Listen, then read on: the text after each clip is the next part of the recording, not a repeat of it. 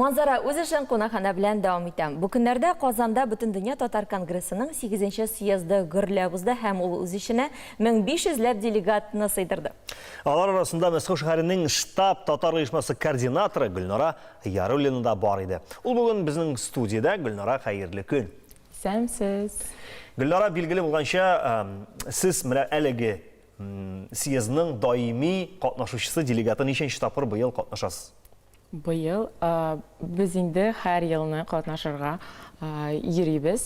Һәм бу инде 30 еллыгы һәм 5-нче һәр 5 ел бу съезд үтә. Һәм бу елда инде бик катлаулы шундый программа булды. Безнең беренче көнне инде печән базары үтте, күрсәттеләр безнең ничек уза шундый сенной базар дигән күрсәттеләр.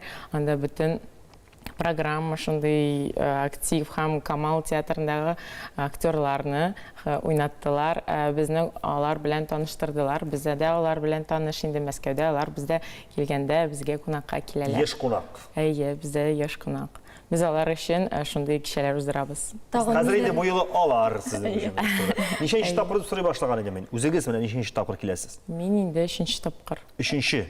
Шулай ук юбилей икәнсездә. Һәм менә бу елгы тагын съезд ниләр белән сезне тәэсирләндерде, рухландырды? Һәр елны инде яңа кешеләр белән танышабыз, алар белән аралашабыз. Аларга да кунакка йөрибез, алар безгә кунакка килә. Мәсәлән, без Дубайдан Әлфия белән аралашабыз. Бәдретдинова Әлфия белән. Әйе, Беләсезме, безнең Татарстан кызлары Дубайга китә дә, Дубай кызларына әйләнәләр. Менә үзе дә бит әле безнең ялгышмасам Казан кызы. Һәм Мәскәүгә китте дә, хәзер Мәскәү кызына әйләнде. Дөрес әйтәсең. Ничәнче елны киттең, Гөлнара? 14нче елда килдем һәм шулай итеп Мәскәүдә шундый зур эшләр алып барам. Татарлар белән актив. Менә Мәскәү татарлары турында сөйләшик әле. Менә сезнең оешмада ничә кеше бүгенге көндә теркәлгән? Безнең оешмада инде 10 меңләп татарлар, алар бөтенсе актив түгел, алар безнең аркадан киттеләр, кемдер яңа гаилә корып, кемдер яңа проектлар корып, алар һәр вакыт безнең элемтәдә, но менә безнең актив кешеләр инде ул 2 меңләп. Менә шушы 2000 кеше сез очрашып торасызмы, аралашып торасызмы? Һәр вакыт без безнең актив чатлар бар, анда без һәр көнне менә кая барырга. Бүген бәлки джаз ниндидер кичә, аннары икенче көнгә безнең бик актив волейболистлар бар, анда футболистлар. Менә инде без Рәхәт фестны уздырдык 2020 елында, һәм анда 150 кеше катнашты. Без лайка бич дигән ул татарлар өчен бик зур чара, шундый күп кешеләр җыеп, анда безнең төрле темага багышланган лекториялар да булды. Татар телен онытмаска өчен татар телендә татар җырларын җырлап автобуста килдек без шул безнең лайка бич дигән урынга, һәм анда без бик танылган безнең Шүрәле төркеме чыгыш ясады. Аннары алып баручылар татар телендә һәм рус телендә алып бардылар бу сәфәрне. Менә шуны сорыйсы килә, координатор. Бу бит инде сезнең төп эш урыны түгел. Бу нидер бер үзеңә ошаган, үзең шуннан тәм тапкан нидер бер социаль эш дип әйтсәк булаймы? Нидән гыйбарәт координаторның эше? Ой, хәзер инде мин башта шулай ничектер бик күп эш, бик катлаулы эш дип әйтәм, чөнки бу һәр вакыт миңа язалар, шалтыраталар, нишләргә, кая барырга. Менә бу инде сентябрь айларында, август айларыннан башлап, безгә Мәскәүгә күчәләр бик күп студентлар.